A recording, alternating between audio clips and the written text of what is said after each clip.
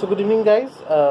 तो हम लोग आप लोग का जो फुटप्रिंट्स विदाउट फीट का चैप्टर 6 जो the making of a scientist पढ़ रहे थे, वहाँ पे हम लोग रिचर्ड एब्राइट के बारे में पढ़ रहे थे, जो कि एक साइंटिस्ट है, मॉलिक्यूलर वो है, बायोलॉजिस्ट है, ठीक है, जो कि इंसेक्ट्स के ऊपर ज़्यादा काम करते थे। तो हमने देखा किस तरह से उनका इंसेक्ट्स में इंटरेस्ट जनरेट हुआ।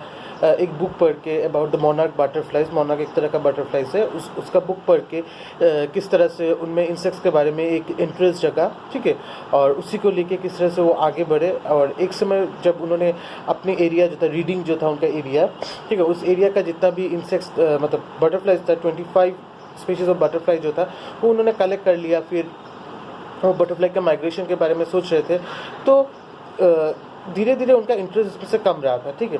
तो क्या हुआ, तो उसके बाद उन्होंने और भी मतलब ज़्यादा इंटरेस्ट एक्सपेरिमेंट्स करना शुरू किया, इंटरेस्ट लेना शुरू किया।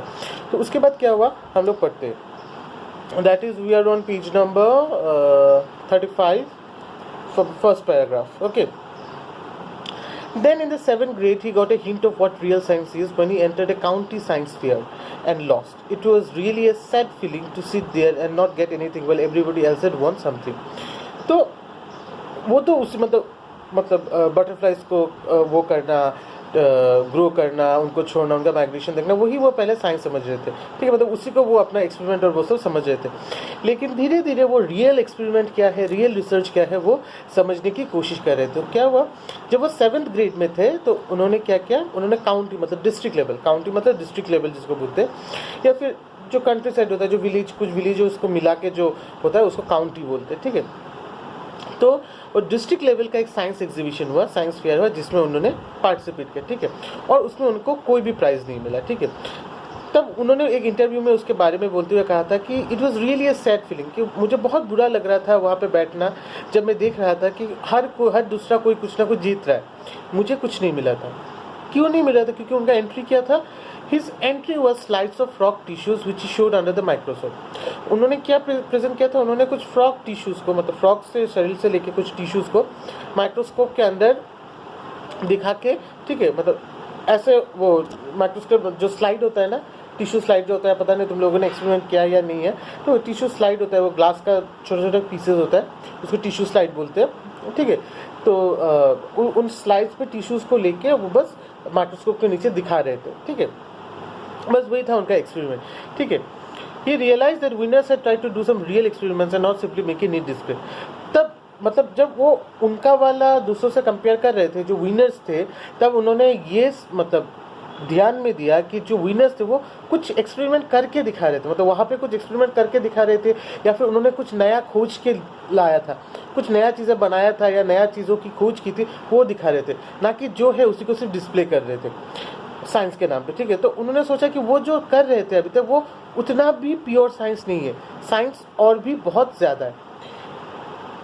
फिर क्या हुआ, वहाँ पे वो थमे नहीं, उनमें और भी कॉम्पिटिटिव स्पिरिट्स आना शुरू हुआ, वो और भी कॉम्पिटिटिव हुए, और भी उनमें एंथु आया, और भी वो इनकरेज हुए कि और अच्छी तरह से करना है। फिर उन्होंने क्या किया, already the competitive spirit that drives Richard Ebright was appearing. I knew that for the next years fairs I would have to do a real experiment. तो उनमें और भी कॉम्पिटिटिव स्पिरिट आया, उनमें और भी कंपटीशन करने का जज्बा आया, ठीक है, और वो और भी अच्छी तरह से करने के बारे में सोच रहे थे। तो उन्होंने एक इंटरव्यू में, मतलब उसी इंटरव्यू में कहा कि उस मतलब फेयर, उस साइंस एग्जीबिशन के बाद, उस साइंस फेयर के बाद मैं ये समझ चुका था कि मुझे अगले साल कोई रियल एक्सपेरिमेंट करना पड़ेगा, कोई एक्सपेरिमेंट करके दिखाना पड़ेगा, ना कि सिर्फ डिस्प्ले करना पड़ेगा, सिर्फ दिखाना पड़ेगा, ठीक है। He said the subject I knew most about was the insect work I had been doing in the past several years. और इसके लिए मैं जिस सब्जेक्ट में सबसे ज़्यादा माहिर हूँ, जिस चीज़ के बारे में मैं सबसे ज़्यादा जानता हूँ, उसी के ऊपर काम करना पड़ेगा। और वो क्या चीज़ है जिसके बारे में वो सबसे ज़्यादा जानते हैं, वो है कीड़े मकोड़े, ठीक है, क्योंकि वो पिछले कई सालों से वो तितलियों के ऊपर, बटरफ्लाइज के ऊपर काम कर रहे थे, बटरफ्लाइज रिलेटेड कीड़ों मकोड़ों के ऊपर काम कर रहे हैं। तो उन्होंने सोचा कि यही एरिया है जिसके ऊपर मुझे ज़्यादा आता है, मुझे ज़्यादा मालूम है, मैं अच्छी तरह से वर्क कर सकता हूँ, तो इसी को लेके मैं नेक्स्ट ईयर कुछ रियल एक्सपेरिमेंट करूँगा, ठीक है।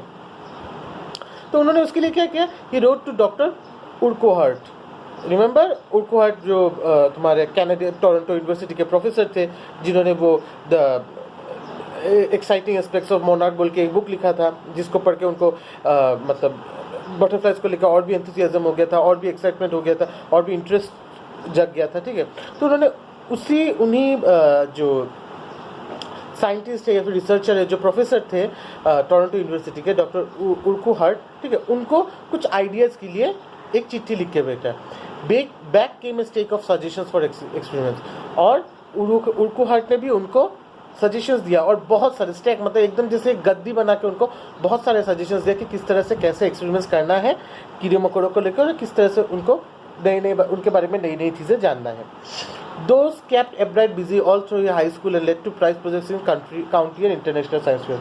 और उन्हीं आइडियाज़ को बेस करके उन्होंने ऐसे ऐसे एक्सपेरिमेंट्स किए जिसने उनको पूरा हाई स्कूल में बिजी रखा। मतलब हाई स्कूल तक वो उन्हीं आइडियाज़ को लेकर काम करते रहे और नई नई चीज़ों का आविष्कार करते रहे, जिससे ना ही सिर्फ डिस्ट्रिक्ट लेवल में बट इंटरनेशनल लेवल में भी उनको बहुत सारे ऐसे साइंस फेयर्स में, साइंस एग्जीबिशंस में अवार्ड मिलते रहे। तो 8th ग्रेड मतलब दूसरे साल उन्होंने क्या किया, 7th ग्रेड में तो उन्होंने वो फ्लॉक टिश्यू का दिया था जिसमें वो नहीं जीते। दूसरे साल उन्होंने क्या किया, for the 8th grade project Ebright tried to find the cause of the viral disease that kills nearly all monarch caterpillars every year. तो 8th ग्रेड प्रोजेक्ट के लिए उन्होंने क्या किया, उन्होंने देखा कि जो मोनार्क बटरफ्लाई का जो कैटरपिलर होता है, जिस कैटरपिलर से उसका वो होता है पूरा बटरफ्लाई बनता है, वो कैटरपिलर हर साल एक वायरल डिजीज़ के कारण मर जाता है। ज़्यादातर कैटरपिलर्स मर जाता है और वो बटरफ्लाई में ट्रांसफॉर्म हो ही नहीं पाता, ठीक है। तो उन्होंने सोचा कि इसका कारण ढूंढना एक रियल एक्सपेरिमेंट होगा। तो एवरी फ्यू ईयर्स मतलब कुछ सालों में ही देखा जाता है कि बहुत सारे कैटरपिलर्स इस वायरल डिजीज से मर जाते हैं, ठीक है। तो उन्होंने सोचा कि इसका रीज़न मुझे खोजना है, ठीक है। तो उन्होंने पहले क्या सोचा, Ebright thought the disease might be carried by a beetle. उन्होंने सोचा कि बीटल दूसरी तरह का इंसेक्ट जो है, ठीक है, शायद वो इंसेक्ट ये वायरस लेके आता है और इन कैटरपिलर्स को देखे जाता है, क्योंकि वो बीटल भी आके पत्तों पे बैठता है, वो वायरस छोड़ के चला जाता है और कैटरपिलर भी पत्तों पे रहते हैं, वहाँ से वो वायरस उनको लग जाता है जस्ट लाइक कोरोना थिंग, ठीक है, और वो शायद मर जाते हैं, ठीक है। तो उन्होंने उसके लिए क्या किया, he raised caterpillars in the presence of beetles. I did not get any real results, he said, but I went ahead and showed that I had tried the experiment. This time I won. तो उन्होंने क्या किया, वो caterpillars को और Beatles को एक जगह में उगाने की कोशिश की, उगाया मतलब उनको ग्रो किया, तो देखा कि उससे ज़्यादा कुछ फ़र्क पड़ नहीं रहा है। मतलब ये बीटल्स जो है वो एग्जैक्टली रीजंस नहीं थे उन कैटरपिलर्स के डेथ के लिए, मतलब वो वायरस के कैरियर्स नहीं थे, ठीक है। तो उनको ज़्यादा कुछ रिजल्ट तो नहीं मिला, लेकिन क्योंकि उन्होंने एक रियल एक्सपेरिमेंट किया था, चाहे वो उसका रिजल्ट आए या ना आए, मतलब पॉजिटिव आए या नेगेटिव आए, ठीक है, लेकिन उन्होंने एक रियल एक्सपेरिमेंट किया था। उन्होंने एक रियल तरह का एक्सपेरिमेंट किया था कुछ एक नई चीज़ों को खोजने के लिए, जिसकी वजह से वो उस साल जीत गए। शायद पहला प्राइज़ नहीं जीते, बट कोई एक प्राइज़ वो जीत गए, ठीक है। तो उस जीत ने उनको और भी एंथुसियाज्म दिया, और भी एनकरेजमेंट दिया कि वो और भी कुछ करे। फिर उन्होंने क्या किया, that is 9th grade, next year. The next year his science fair project was testing the theory that viceroy butterflies copy monarchs. Next year का उनका साइंस प्रोजेक्ट क्या था, ये प्रूव करना कि वाइसरॉय जो है एक तरह का बटरफ्लाई है जो मोनार्क बटरफ्लाई को पूरी तरह से कॉपी करता है, मतलब किस तरह से बैठना, उसका बॉडी पैटर्न्स, सब कुछ वो मोनार्क बटरफ्लाई से कॉपी करता है।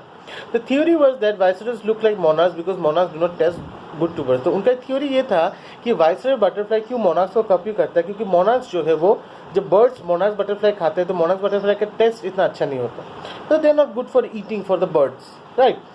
तो viceroys on the other hand do taste good to birds, और वाइसरॉय बटरफ्लाई जो है वो बर्ड्स को बहुत टेस्टी लगते थे, मतलब उनके मतलब खाने हिसाब में वो बर्ड्स को बहुत टेस्टी लगते थे ये वाइसरॉय बटरफ्लाईज। तो वो जितना मोनार्क की तरह दिखेंगे उतना ही बर्ड सोचेंगे कि ये मोनार्क बटरफ्लाई है और बर्ड उनको नहीं खाएंगे, इसलिए शायद ये वाइसरॉय बटरफ्लाईज जो है वो मोनार्क को कॉपी करते थे ताकि वो चिड़ियों का खाना ना बने, बर्ड्स का खाना ना बने, ठीक है। तो ये उनका थ्योरी था जो उनको प्रूव करना था, ठीक है।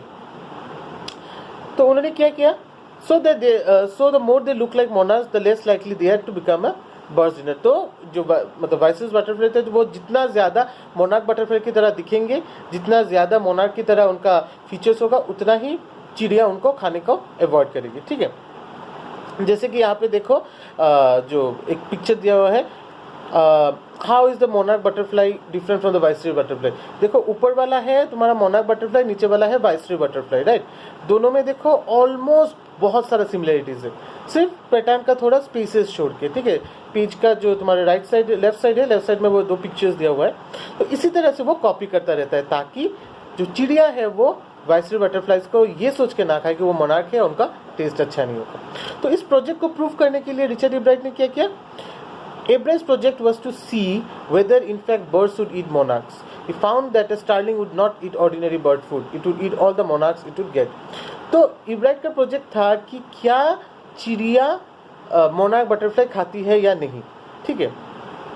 तो उन्होंने एक they found that a starling, मतलब एक छोटा सा बच्चा, मतलब चिड़ियों का जो बच्चा होता है, ठीक है, वो he found that a starling would not eat ordinary bird food। तो उन्होंने देखा एक चिड़िया का बच्चा जो है, जो शायद उसने पाला या उनके आसपास किसी पेड़ में था, वो ऑर्डिनरी बर्ड फूड नहीं खाता, जैसे कुछ तुम्हारा दाने दे दिए, कुछ सब्जी दे दिया, या फिर ऐसा कुछ थोड़ा बहुत खाने का दे दिया, जैसे चावल दे दिया, वो सब वो लोग नहीं खाएंगे।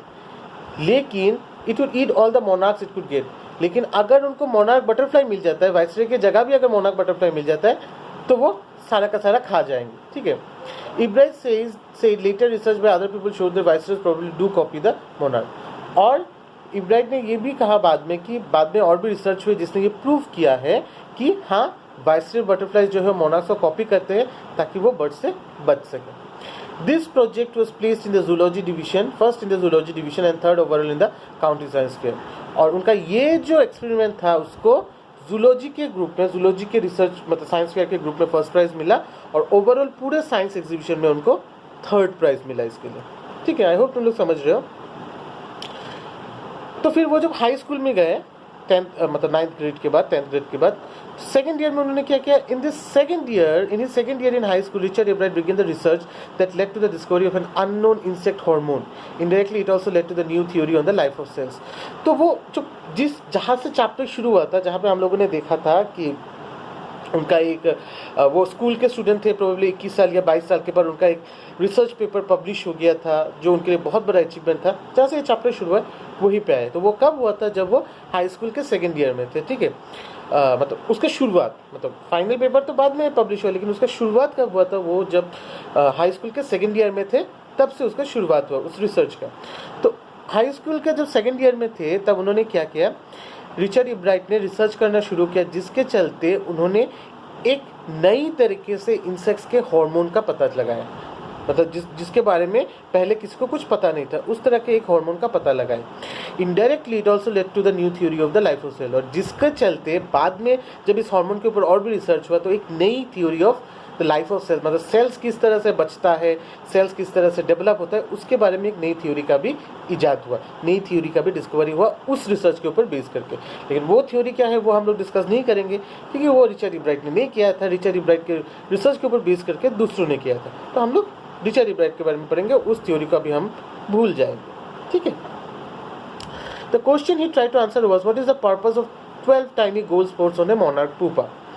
तो किस तरह से उनका ये रिसर्च शुरू हुआ था ये हार्मोन के खोजने का, कि उन्होंने एक क्वेश्चन किया था कि जो मोनार्क का जो प्यूपा होता है, दैट इज द कैटरपिलर होता है, उस पे ऐसे 12 छोटे छोटे गोल्डन कलर के स्पॉट होते हैं, ठीक है। तो उनका ये प्रश्न था कि ये छोटे छोटे जो गोल्डन कलर के स्पॉट होते हैं उनका क्या पर्पस है, उनका क्या काम है उस ऑर्गेनिज्म के लिए। Everyone assume that the spots were just ornamental. तो ज़्यादातर लोगों ने यही सोच लिया कि ये जो स्पॉट्स है सारे वो ऑर्नामेंटल है, वो सजावट के लिए, मतलब सुंदरता के लिए है उसके बॉडी पे। Ebright said but doctor Urquhart did not believe it. लेकिन एब्राइट ने कहा कि सिर्फ मैं ही नहीं, डॉक्टर उर्कुहार्ट भी बिलीव करते हैं कि नहीं, ये सिर्फ ऑर्नामेंटेशन के लिए नहीं है, ये सिर्फ सजावट के लिए उसके बॉडी पे नहीं होता। मतलब हमारे शरीर में कुछ भी हो वो सिर्फ सजावट के लिए नहीं होता, यहाँ तक कि हमारा रंग भी जब काला होता है इसका मतलब क्या है, हमें मेलानिन पिगमेंट ज़्यादा होता है जो हम लोग को स्किन कैंसर और उससे बचाता है, ठीक है। तो it's because of certain hormonal thing, it is because of certain processes that happens in your body, जिसकी वजह से ये सब होता है, ठीक है। तो इसका ये मतलब नहीं कि ये सिर्फ ऑर्नामेंटेशन के लिए होता है, तो वो वही बोल रहे थे कि ये सिर्फ ऑर्नामेंटेशन के लिए नहीं हो सकता। इवन डॉक्टर उर्कुहार्ट भी यही बिलीव करते हैं, ठीक है। फिर उन्होंने क्या क्या देखते हैं, To find the answer, Ebright and other excellent science students first had to build a device that showed that the spots were producing a hormone necessary for the butterfly's full development.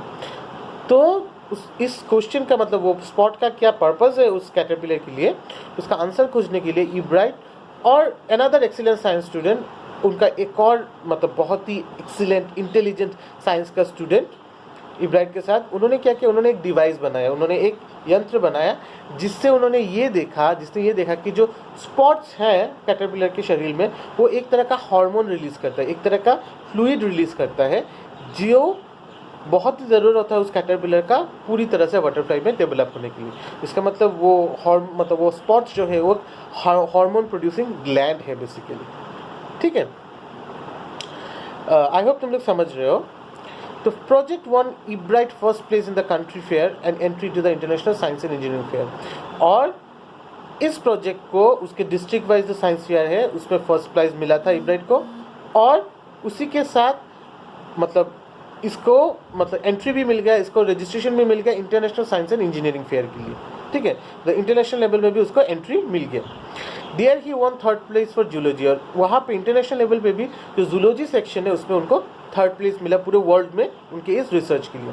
और उसी के साथ उनको he also got a chance to work during the summer at a entomology laboratory, और उसी के साथ उसी ईयर समर वेकेशन के time Walter Reed Army Institute of Research जो है अमेरिका का, ठीक है, बहुत बड़ा रिसर्च सेंटर है, उसके जो entomology laboratory, entomology is the study of insects, ठीक है, एंटोलॉजी मतलब स्टडी ऑफ इंसेक्ट्स।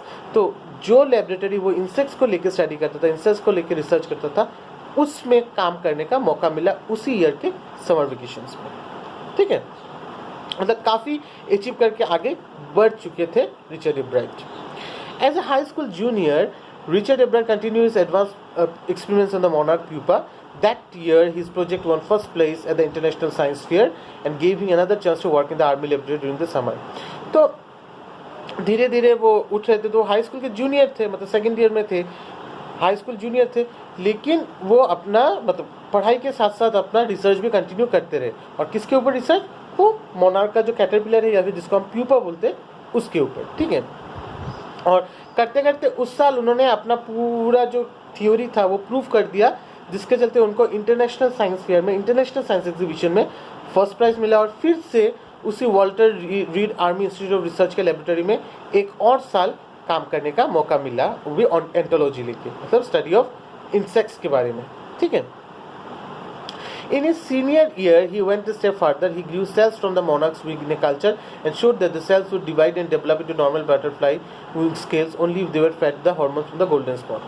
और जब वो मतलब कॉलेज क्रॉस मतलब हाई स्कूल का जो 11-12 क्रॉस कर दिया, जूनियर ईयर्स बोलते हैं इसको, फिर वो जो सीनियर में गए मतलब ग्रेड्स में गए, ठीक है, ग्रेजुएशन में गए, तब उन्होंने क्या किया, उन्होंने अपना एक्सपेरिमेंट को एक स्टेप और फर्दर बढ़ाया।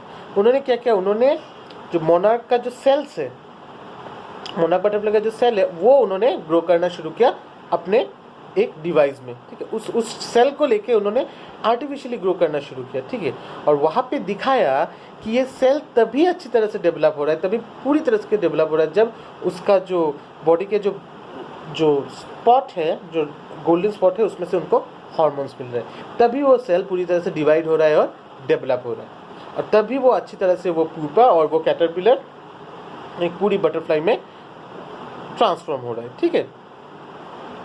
The project won first place for zoology the international fair, और उस प्रोजेक्ट के लिए उनको जूलॉजी सेक्शन में इंटरनेशनल फेयर में फर्स्ट प्राइज मिला। He spend the summer after graduation doing further work at the army laboratory at the laboratory of US department of agriculture, और जिसके चलते उसी साल उनका ग्रेजुएशन भी पूरा हो गया, और उसी के बाद उनको उसी laboratory Walter Reed Army Institute of research के लेबोरेटरी में एक और साल काम करने को मिला। और उसके साथ साथ यूनाइटेड स्टेट्स के डिपार्टमेंट ऑफ एग्रीकल्चर, मतलब उनके गवर्नमेंट के एग्रीकल्चर डिपार्टमेंट के गवर्नमेंट ऑफ एग्रीकल्चर का जो लेबोरेटरी है उसमें भी उनको काम करने का मौका मिला, ठीक है। The following year, after his freshman year at Harvard University, Ebright went back to the laboratory of the departments of agriculture and did more work on hormones from the gold spots. और उसी following समय मतलब उसके बाद वाले साल, ठीक है, उनका फ्रेशमैन मतलब हार्वर्ड में उनका फ्रेशर्स के बाद मतलब ग्रेजुएशन करके वो मास्टर्स करने के लिए हार्वर्ड यूनिवर्सिटी में गए। तो हार्वर्ड यूनिवर्सिटी में मतलब उनका एडमिशन के बाद और पहला साल के बाद वो फिर चले गए उसी लेबोरेटरी में, डिपार्टमेंट ऑफ एग्रीकल्चर के, और वहाँ पे उन्होंने फिर से वो गोल्ड स्पॉट का जो हार्मोन है, गोल्ड स्पॉट यूजुअली जो एक हार्मोन प्रोड्यूसिंग ग्लैंड है, उसको लेके और भी काम करना शुरू किया। Using the laboratory sophisticated instrument he was able to identify the hormones chemical structure. और लेबोरेटरी था वो, गवर्नमेंट लेबोरेटरीज में तो हाई फाई इंस्ट्रूमेंट्स रहेंगे, और उन इंस्ट्रूमेंट्स को यूज़ करके फाइनली वो समझ चुके थे कि इस हार्मोन में क्या क्या केमिकल स्ट्रक्चर्स है, तो वो कैसे फॉर्म हो रहे हैं। ठीक है। A year and a half later, during his junior year, Ebright got the idea for his new theory about cell life. It came while he was looking at X-ray photos of the chemical structure of a hormone. और मतलब उस discovery के मतलब chemical structure के discovery के 1-1.5 साल बाद, जब वो मतलब मास्टर्स के जूनियर ईयर में थे, मतलब इनिशियल ईयर्स में थे, तब उनको फिर से एक आइडिया आया कि सेल लाइफ का एक और नया थ्योरी उनके दिमाग में आया कि सेल का लाइफ कैसा होता है, उसके लेके एक और थ्योरी उनके दिमाग में आया। और ये थ्योरी उनके दिमाग में कब आया? जब वो जो हार्मोन का जो केमिकल स्ट्रक्चर है, उसका जो एक्सरे है, मतलब उसका जो स्ट्रक्चर है जो उन्होंने नोट किया था, वो देख रहे थे। ठीक है। वो देखते देखते अचानक से उनको याद आया कि सेल का लाइफ को हम और दूसरी तरह से भी जान सकते हैं और दूसरी तरह से भी फॉर्म हो सकता है। When he saw those photos, Ebright did not shout Eureka or even I have got it, but he believed that along with his findings about insect hormones, the photos gave him the answer to one of the biologist's puzzle, that how the cell can read the blueprints of his DNA. तो जब वो photo देख रहे थे, ऐसा नहीं कि अचानक से उनके दिमाग में कुछ आया और वो एकदम यूरोका के चिल्ला उठे और मुझे मिल गया बोल के चिल्ला उठे। ठीक है, मतलब कोई ऐसा एक्साइटमेंट वाला नहीं था। ठीक है, लेकिन उनको ये विश्वास था कि जिस तरह से वो इंसेक्ट्स के हार्मोन के बारे में जांच कर रहे हैं, इंसेक्ट्स के हार्मोन के बारे में वो पता लगा रहे हैं, ठीक है, इससे उनको बायोलॉजी का एक सबसे पॉपुलर क्वेश्चन का आंसर मिल चुका था। वो क्वेश्चन था कि सेल, कोई भी सेल किस तरह से किसी आदमी का डीएनए पढ़ सकता है। मतलब DNA is dibonucleic acid, I hope you know. ये तुम लोग का जो बॉडी का जो बेसिक स्ट्रक्चर होता है, ठीक है, उसको हम डीएनए कहते हैं। तो क्या होता है कि मेरे फादर से मुझ में उनका डीएनए आता है, तुम्हारे फादर से उनका डीएनए तुम्हें आया। तो ये जो सेल है, हमारा जो सेल है, वो किस तरह से डीएनए को पहचान के उसी तरह से खुद को ढाल लेता है, उसका आंसर उनको मिल चुका था। ठीक है। DNA is the substance in the nucleus of a cell that controls heredity. It determines the form and function of the cell. Thus, DNA is the blueprint for life. DNA क्या है? DNA है कि हमारा जो cell है, cell का जो nucleus है, मतलब सेल के मिडिल में जो मेन पार्ट है, उसमें DNA रहता है। ठीक है, बेसिकली ये हमारे लाइफ का ब्लूप्रिंट है। ठीक है, ब्लूप्रिंट मतलब बेसिक चीज़ें, मतलब कोई घर बनाने से पहले जो उसका नक्शा बनाते हैं उसको ब्लूप्रिंट कहते हैं। तो डीएनए बेसिकली हमारे लाइफ का ब्लूप्रिंट है, मतलब बेसिक नक्शा है। ठीक है, जो हर जगह पे रहता है। लेकिन ये सेल जो है, ये जब डेवलप होता है, for instance when a baby develops inside the womb of a mother, okay, what happens is that it first enters the womb as a cell, right, as a cell that enters with another cell which remains there as an egg in the ovary, right.